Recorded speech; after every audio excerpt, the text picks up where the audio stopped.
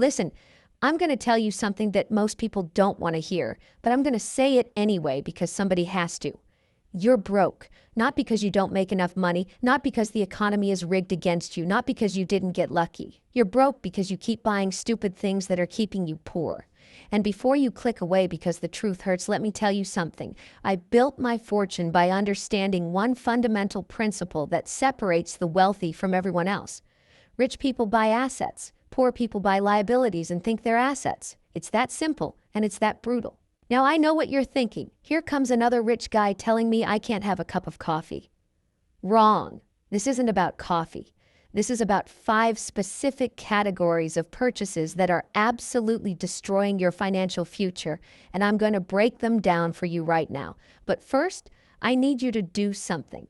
If you're serious about building wealth, if you're tired of living paycheck to paycheck, if you want to actually retire one day instead of working until you drop dead, then hit that subscribe button right now. Join this community. We're building something here, a group of people who understand that money is a tool, not a toy.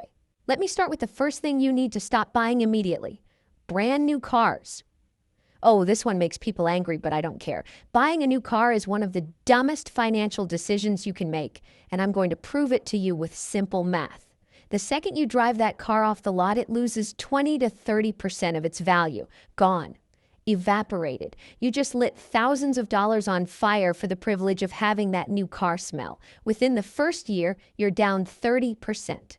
By year 3, you've lost 50% of what you paid. You're not buying transportation, you're buying depreciation wrapped in sheet metal. But here's what really kills me. People finance these cars. They take out loans at 5, 6, 7% interest to buy something that's losing value faster than ice cream melts in July. You're paying interest on an asset that's depreciating. That's financial suicide. And don't even get me started on the people who lease. Leasing is the absolute worst. You're renting a depreciating asset, which means at the end of the lease, you have nothing. Zero equity. You gave the dealership thousands of dollars for the privilege of borrowing their car. Congratulations, you just made the dealership owner rich while you stayed broke. Now I can already hear the excuses. But Kevin, I need a reliable car. I have kids. I need to get to work. Of course you do. Buy a 3-year-old certified pre-owned car. Let somebody else take the depreciation hit. You get a reliable vehicle, often still under warranty for half the price. That's called being smart with your money. That's what rich people do. We don't care about impressing the neighbors. We care about building wealth. You know what I did when I was building my first company? I drove a beat-up old car that barely ran. Did it hurt my ego? Maybe a little. Did it hurt my bank account? Not at all. And that's the difference. Poor people spend money to look rich. Rich people spend money to get richer. Which one do you want to be? Because you can't be both. The car you drive says nothing about your wealth. The balance in your investment account, that tells the real story. And every dollar you waste on a new car is a dollar that's not growing in the stock market, not earning dividends, not compounding into your future. This is where people make their first critical mistake, and it sets the tone for every other bad financial decision they make. They prioritize looking successful over being successful. And that brings me to the second thing that's keeping you poor, something that's even more insidious because society tells you it's a smart investment. The second thing you need to stop buying is too much house. Now, this is going to upset a lot of people because we've been fed this lie for generations that your home is your biggest asset. Wrong. Your home is your biggest liability. Let me explain something to you. An asset puts money in your pocket. A liability takes money out of your pocket. Your house, the one you live in, takes money out of your pocket every single month. Mortgage payment, property taxes, insurance, maintenance, utilities, landscaping, repairs. It's a money pit, and the bigger the house, the bigger the pit. But Kevin, real estate always goes up in value, does it? Ask the people who bought in 2007 and watched their home values collapse. Ask the people who are underwater on their mortgages right now. Real estate goes up sometimes in some markets if you're lucky, but even when it does go up, you can't access that equity without selling the place you live in or taking out a loan against it, which is just more debt. And let me tell you something about debt. Debt is a tool that makes rich people richer and poor people poor. When you borrow money to buy stocks or build a business, that's good debt because you're leveraging to acquire assets. When you borrow money to buy a bigger house than you need, that's bad debt because you're leveraging to acquire a liability. Here's what kills me. People stretch themselves to buy the biggest house they can possibly afford. The bank approves them for $500,000, so they buy a $500,000 house. That's insane. The bank doesn't care about your financial future. The bank wants you in as much debt as possible because that's how they make money. They're not your financial advisor. They're your creditor. And creditors want you owing them for the next 30 years. That's 30 years of interest payments flowing into their pockets.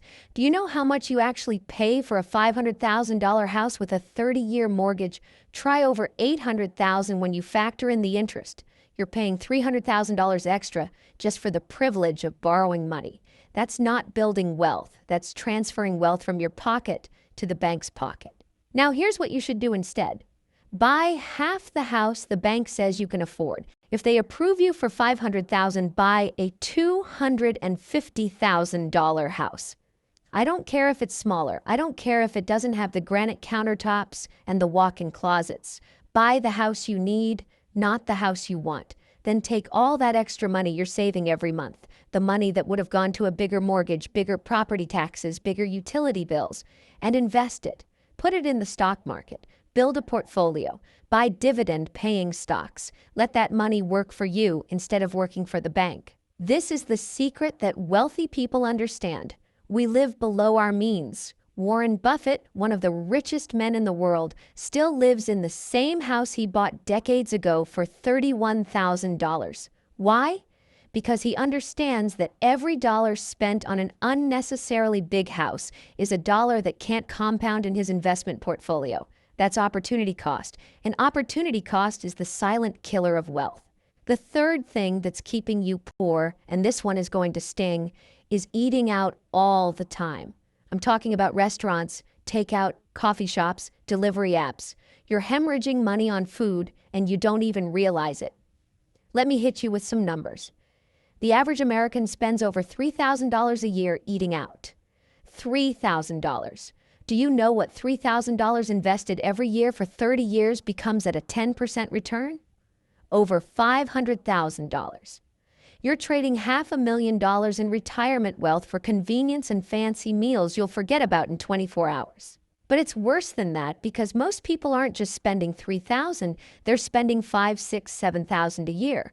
Morning coffee, lunch at work, dinner because you're too tired to cook, weekend brunches, date nights. It adds up faster than you think. And here's the part that really bothers me. People tell me they don't have money to invest, and then I watch them spend $15 on a salad for lunch. You have the money. You're just spending it on things that disappear instead of things that grow.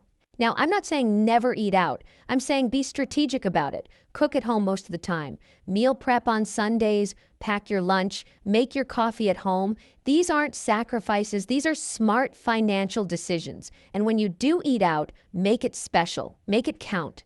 Don't waste money on mediocre chain restaurants because you're too lazy to cook. That's not living well. That's being financially irresponsible. Rich people understand the value of a dollar. Poor people think small expenses don't matter, but small expenses become massive expenses over time, and massive expenses destroy wealth.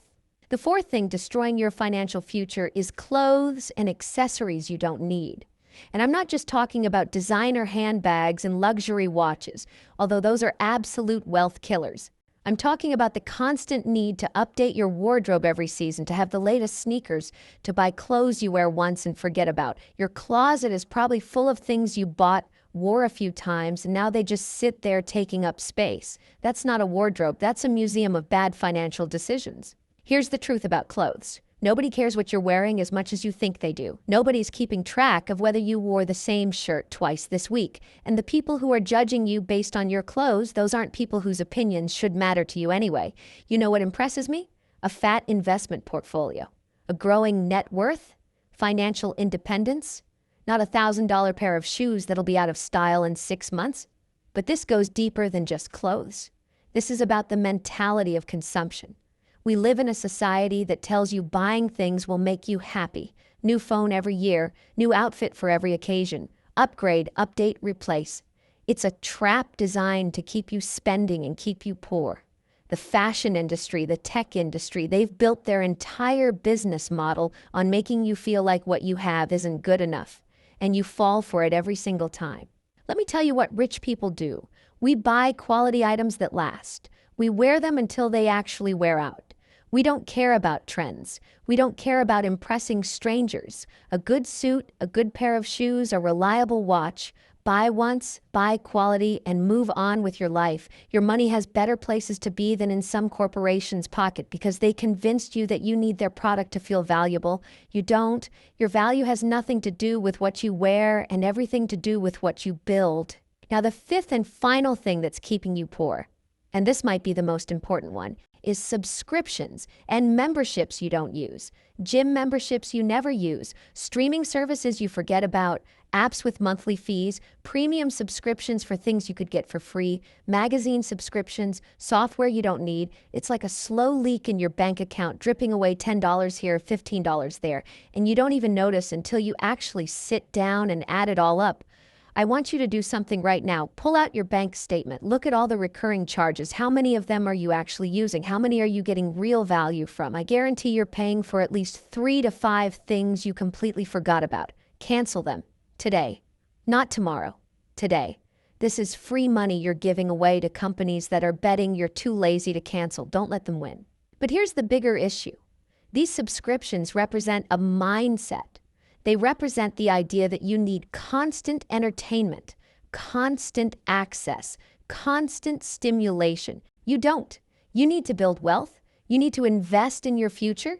Every dollar going to a subscription service you barely use is a dollar that's not working for you in the market. It's a dollar that's not compounding. It's a dollar that's not building your retirement.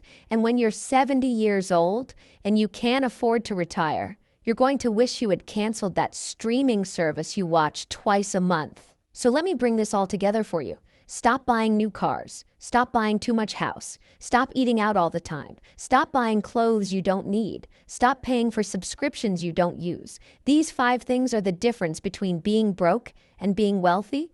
It's not about your salary. I've seen people making $40,000 a year build serious wealth because they understood these principles. And I've seen people making $200,000 a year living paycheck to paycheck because they refuse to learn. The choice is yours. You can keep doing what you're doing and stay exactly where you are. Or you can make the hard decisions, cut the waste, and start building real wealth. It's not complicated. It's just uncomfortable. And most people choose comfort over wealth every single time. Don't be most people. Now, if this video opened your eyes, if you're ready to stop making excuses and start making money, I need you to take action right now. Smash that like button. Tell the algorithm that this content matters. Leave a comment below and tell me which of these 5 things you're guilty of. Be honest. We're all learning here. And if you haven't subscribed yet, what are you waiting for? Hit that subscribe button. But don't stop there. Become a member of this channel. When you become a member, you're investing in financial education. You're joining a community of people who are serious about wealth building. We're going to keep bringing you the truth, the strategies, the no-nonsense advice that actually works. Money doesn't care about your feelings. It doesn't care about your excuses. It only cares about the decisions you make. So make better decisions. Stop buying stupid things. Start building wealth. That's how you win. That's how you get rich. Now get out there and make it happen.